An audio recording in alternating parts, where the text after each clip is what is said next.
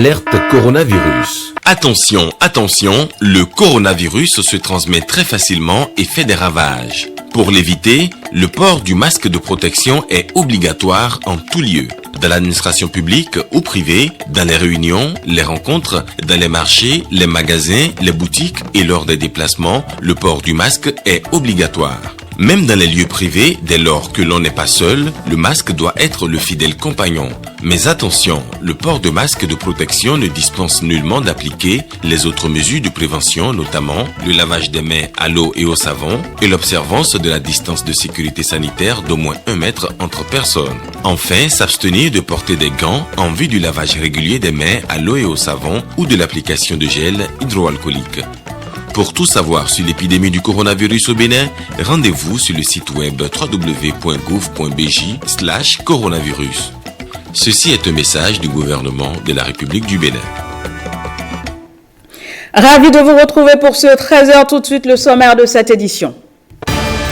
Construction de logements sociaux prévus par le PAG. Le ministre du Cadre de Vie a effectué une descente sur le site de Weddo pour s'assurer de l'évolution des travaux.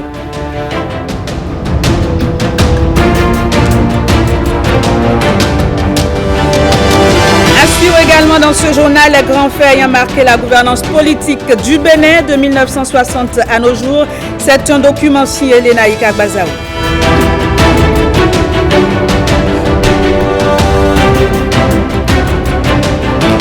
Et puis, lutte contre le coronavirus, la République fédérale d'Allemagne apporte son appui au gouvernement avec des kits de test et du matériel de laboratoire d'une valeur de 60 millions de francs CFA.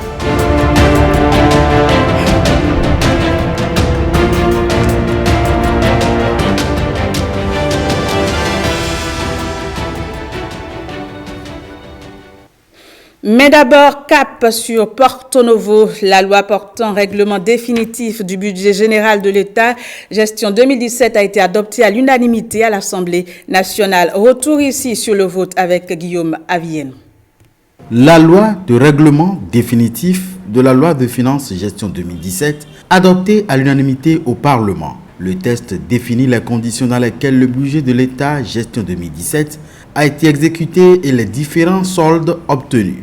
Pour rappel, le budget général de l'État gestion 2017, équilibré en recettes et en dépenses, s'élevait à 2011 milliards de francs CFA et a été exécuté dans un contexte économique favorable. La gestion 2017 a été essentiellement marquée par la poursuite de la mise en œuvre progressive de la loi organique relative aux lois de finances qu'on appelle la LOLF. En ce qui concerne la situation économique dans laquelle le budget a été exécuté, je parlerai seulement du plan national pour vous dire que le taux de croissance de l'économie s'est établi à 5,8% en 2017, contre 4% enregistrés en 2016. Une amélioration portée par une bonne tenue de la production du coton qui a atteint un deuxième niveau historique en l'espace de 2 ans, indique le rapport de la Commission des finances du Parlement. Le document fait aussi noter une vitalité de l'activité dans le secteur des BTP, induite par l'ouverture de plusieurs chantiers inscrits au PAG, le programme d'action du gouvernement, la reprise progressive des activités au Nigeria et du trafic au port de Cotonou. Les recettes ont été donc exécutées à 88,8%, voilà, soit 890 milliards 221 millions, contre une prévision corrigée de 1010 milliards 677 millions de francs CFA. Les dépenses, quant à elles, ont été exécutées à 60,73%, soit 1032 milliards 981 francs CFA, contre une prévision annuelle de 1700 milliards 938 millions de francs CFA. Avant son adoption au Parlement, le document a reçu le feu vert de la Chambre des comptes de la Cour suprême, ont affirmé les membres de la Commission des finances de l'institution. Faisons à présent le point de cette visite du ministre du Cadre de Vie à Weddo sur le site de construction des 20 000 logements sociaux prévus par le PAG. Il a pu constater que les travaux sont très avancés. Aman Amégan et Calvador Aron. À Weddo, la brousse cède désormais place à des résidences qui sortent de terre à grande vitesse. 10 890 logements sont prévus pour y être construits. Sous un ciel partiellement ensoleillé, le ministre du cadre de vie entreprend un marathon sur le site. 2 heures durant, le moins de mètres carrés est passé au crible. Nous avons regardé d'abord la question de la viabilisation primaire. Nous avions une viabilisation primaire, voirie, assainissement, électrification, alimentation en eau et amener de fibres optiques. Tout ces lots progressent très bien. Nous sommes de façon moyenne autour de 75% d'avancement, ça a été dit.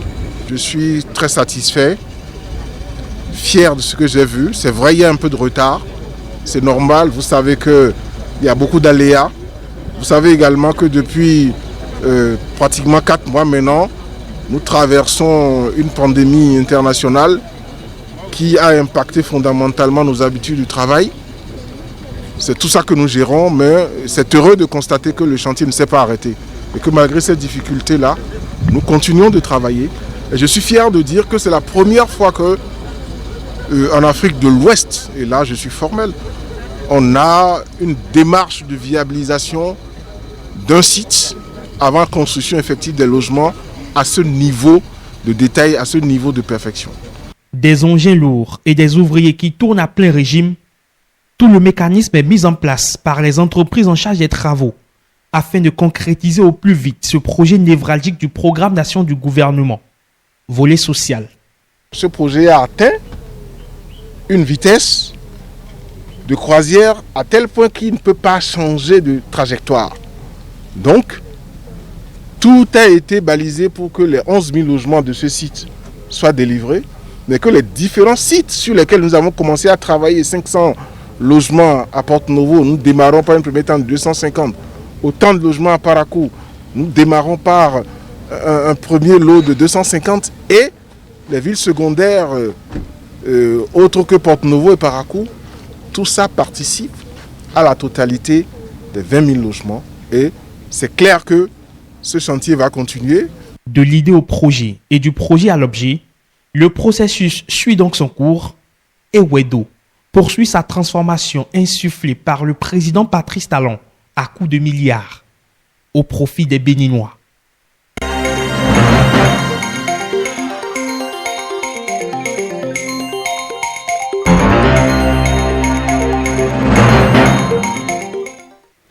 Vous le savez, notre pays fêtera dans quelques jours ses 60 ans d'indépendance.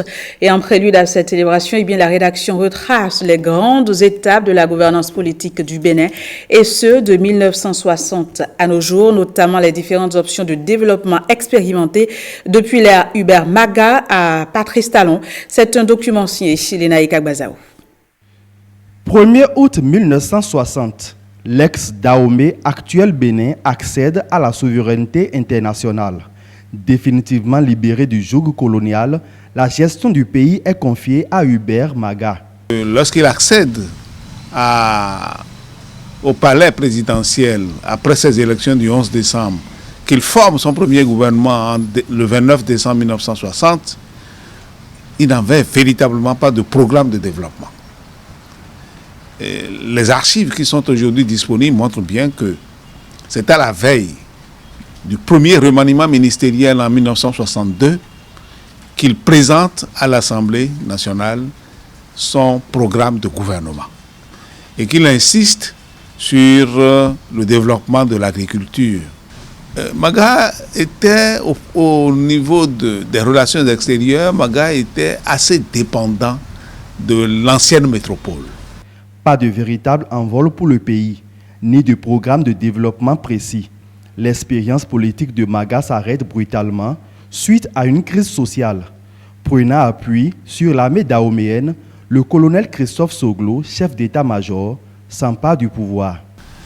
Mais la gouvernance du colonel Christophe Soglo n'a pas été longue, puisque d'octobre 63 à janvier 64, ce qu'il a essayé de faire, c'est de faire réécrire la constitution du Dahomey et d'organiser des élections générales, présidentielles et législatives. Une fois que cela a été fait, Soglo est retourné au camp et a repris ses activités militaires. Et donc, on a élu un nouveau président en janvier 1964. C'est le président Sourminga Apiti. Apiti, président, a comme premier ministre Aroma Degbe. L'incompatibilité politique des deux hommes fit revenir en décembre 1965 Christophe Soglo, désormais général. C'est au cours de cette période qu'on a lancé ici l'expérience les ministres au champ. Et lui-même allait au champ. Les membres du gouvernement allaient au champ. Mais c'est plutôt de la rigolade. Une agriculture sérieuse, prometteuse d'avenir et ne peut pas être confiée à des ministres ou à un président de la République. Donc ce petit folklore n'a pas développé l'agriculture. Christophe Soglo est renversé par les jeunes cadres de l'armée en 1967. Le pays est alors caractérisé par une instabilité politique chronique avec un chapelet de coups d'État. En 1970, un conseil présidentiel constitué de 3 membres est installé. Il s'agit du fameux monstre à 3 têtes, Maga Apiti Aroma Degbe. Cette présidence tournante n'a pas prospéré. Le Dahomey est qualifié d'enfant malade de l'Afrique. Pour mettre fin à l'incessant balai présidentiel à la tête du pays, Mathieu Kérékou organise un coup d'État en 1972 avec le soutien de l'armée et de certains intellectuels. Il prit la direction de l'État avec pour idéologie le marxisme-léninisme et change plus tard le nom du pays qui devient République populaire du Bénin. Et beaucoup de symboles ont été atteints, beaucoup de façons de faire ont changé, bien entendu. Et malheureusement, ce qui devait concourir à l'expression de la liberté, à l'expression de la plus grande participation, les associations ont fait l'objet d'une interdiction pure et simple, pour ne pas parler de dissolution. Mais il y a eu une autre manière de libérer des initiatives. Ça s'est traduit par l'école nouvelle, par la coopérative scolaire au sein de l'école nouvelle. La liberté d'expression arrachée au peuple, la faillite de plusieurs sociétés d'État, l'embrigadement des libertés, la pensée unique et ses corollaires ont conduit à la tenue de la Conférence nationale des forces vives avec l'adoption de la Constitution du 11 décembre 1990. Nicéphore Dieudonné Soglo, précédemment Premier ministre, devient un peu plus tard président de la République en 1991. 3 mots, je vais dire beaucoup d'opportunités, opportunités de réalisation, mais gâchées par l'arrogance du clan Soglo. Et 3e mot, c'est l'incapacité du président Soglo à s'adapter aux réalités béninoises. Mathieu Kérékou reprit le pouvoir en 1996 et ce, pour une bonne décennie encore. C'est le bon papa, bonne gouvernance des ressources humaines, mais difficulté ou bien incapacité à maîtriser la faune intellectuelle qui l'entourait et qui constituait la gangrène de sa gouvernance. Boni Yayi prit les rênes du pouvoir avec pour slogan « Le changement ». Le président Boni Yayi avait été élu sous la mystification du docteur. Il était venu président de la BOAD, donc les gens avaient pensé que économiste financier, il avait toutes les ressources intellectuelles, managériales nécessaires pour redresser ce pays, pour développer le Bénin qui en avait tant besoin. Mais c'est un échec total, c'est un échec patent. Le peuple béninois a soif d'un nouveau style de gouvernance, d'un nouveau départ dans la gestion des affaires publiques. C'est ainsi qu'il confia le pouvoir à Patrice Talon. La première chose que j'apprécie, c'est le respect de la parole donnée, le respect de la mise en œuvre des programmes qu'on a fait pendant la campagne électorale. Le chef de l'État, il a dit, je vais faire des réformes parce que la situation économique, politique, culturelle du pays ne peut pas lui permettre de se mettre sur orbite, ne peut pas lui permettre de se révéler à lui-même. Donc, il s'est mis dans les réformes, il s'est mis dans une autre forme de gouvernance. Il a mis 2 ans pour mettre en place les différents projets, les étudier, rechercher les financements en matière de routes. Mais il y a plein de routes qui sont en chantier aujourd'hui. C'est une bonne chose.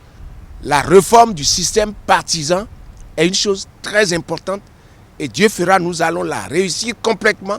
De 1960 à 2019, plusieurs présidents se sont succédés à la tête du Bénin, chacun avec son style managérial. Le mandat de l'actuel chef de l'État, Patrice Talon, placé sous le sceau des réformes, donne déjà les clignotants de l'émergence économique et du développement.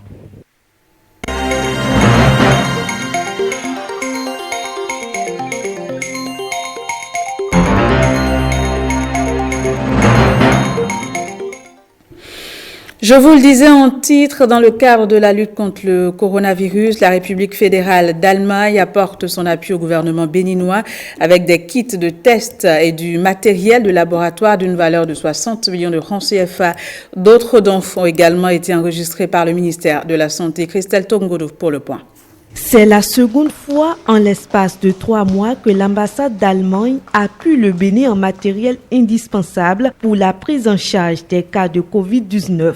Ce geste de la République fédérale d'Allemagne témoigne encore de la vitalité de l'amitié de plus d'un demi-siècle qui lie les deux peuples. Nous sommes très heureux de vous pouvoir soutenir dans cette crise qui nous menace communément parce que nous sommes convaincus que l'utilisation le soutien s'étendra aussi sur l'achat de quelques appareils nécessaires de laboratoire.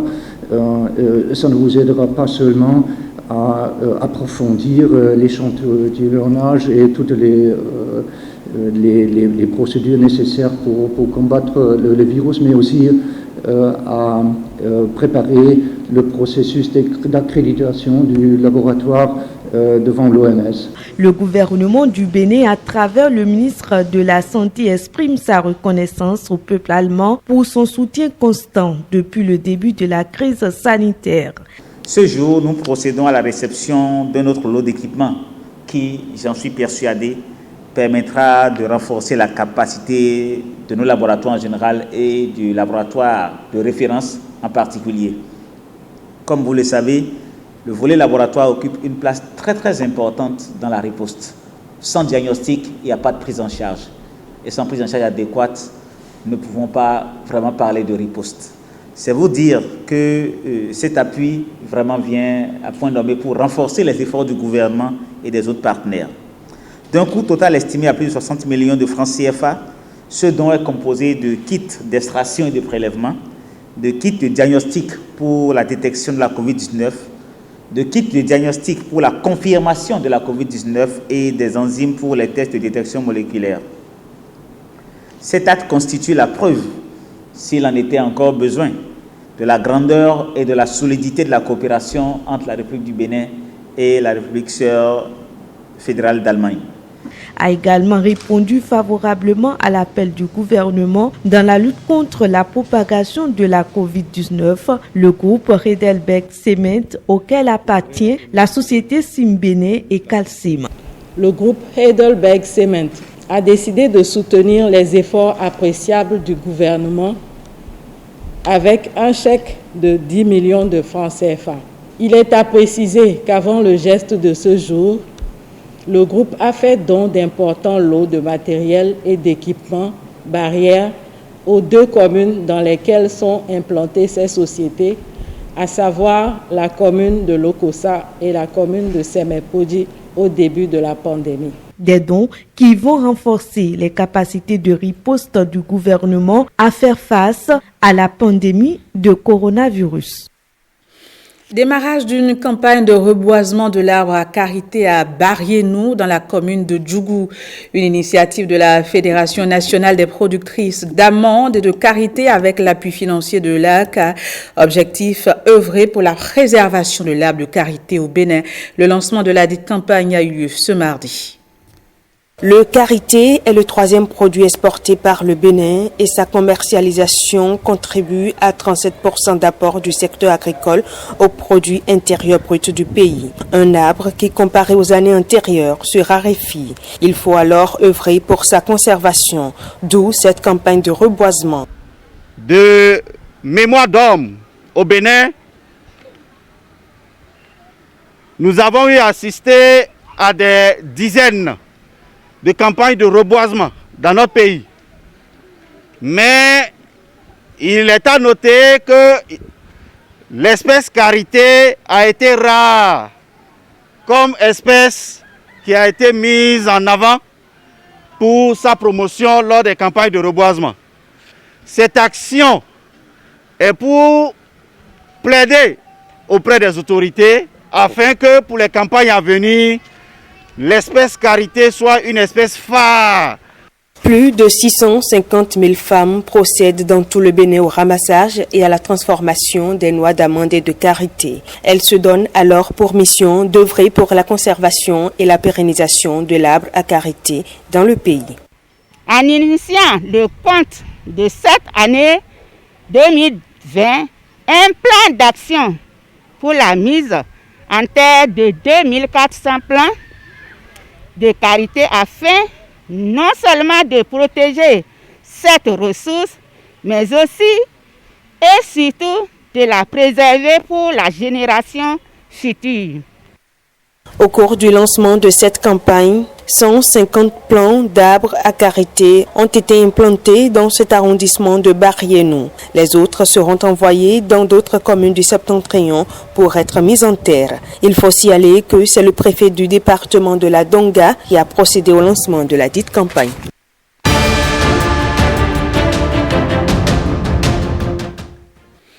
Hors de nos frontières à présent, après le passage de la mission de la CEDEAO, 5 chefs d'État africains sont à Bamako pour forger un accord de sortie de crise au Mali.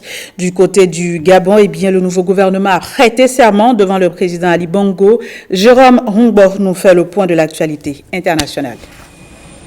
Les chefs d'État du Nigeria, du Sénégal, de la Côte d'Ivoire, du Niger et du Ghana se réunissent à l'hôtel Sheraton de Bamako. Ils y sont pour tenter de dénouer la crise sociopolitique qui secoue le Mali depuis juin. Il s'agira précisément pour ces dirigeants de réconcilier le président Ibrahim Boubacar Keïta et une opposition qui réclame son départ. Au pouvoir depuis 2013, le président Keïta est massivement contesté dans la rue. Au climat d'exaspération nourri depuis des années par l'instabilité sécuritaire dans le centre et le nord du pays, le marasme économique ou une corruption jugée endémique est venu s'ajouter l'invalidation par la Cour constitutionnelle d'une trentaine de résultats des élections législatives de mars-avril. Je jure de respecter la Constitution et l'État de droit. Au Gabon, la première ministre Rose Christiane Osuka Raponda a dévoilé vendredi, lendemain de sa nomination, son nouveau gouvernement, sans grand changement par rapport au précédent. Selon la présidence, le nouveau gouvernement de Madame Osuka aura pour mission, entre autres, d'assurer la relance économique et l'accompagnement social nécessaire en raison de la crise mondiale liée au coronavirus. L'État nous a encore appelé les missions qui sont les nôtres. Et l'empressement justement des résultats que l'on devrait escompter, et c'est pour les biens des populations. Déjà déstabilisé par la chute des cours de l'or noir en 2014, le Gabon, très dépendant de l'économie mondiale en raison de la place des matières premières dans son économie, doit désormais faire face aux conséquences économiques de la pandémie. Le pays, pourtant l'un des plus riches sur le continent africain, manque toujours cruellement d'emplois pour les jeunes, de routes, d'hôpitaux et d'écoles. Un Gabonais sur 3 vit sous le seuil de pauvreté.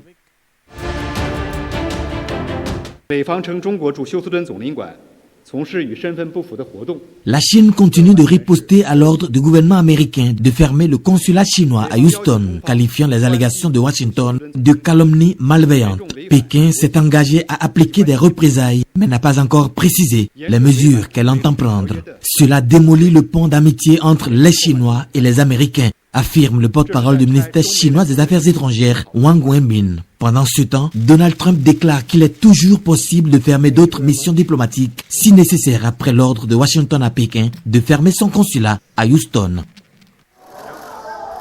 La Chine, par ailleurs, va à l'assaut de Mars. Le géant asiatique lance une sonde qui va parcourir un long voyage jusqu'à la planète rouge en pleine rivalité diplomatique et technologique avec les États-Unis. L'engin a été propulsé par une fusée Long March 5 qui a décollé dans un épais nuage de fumée du centre de lancement de Wenchang sur l'île tropicale de Hainan.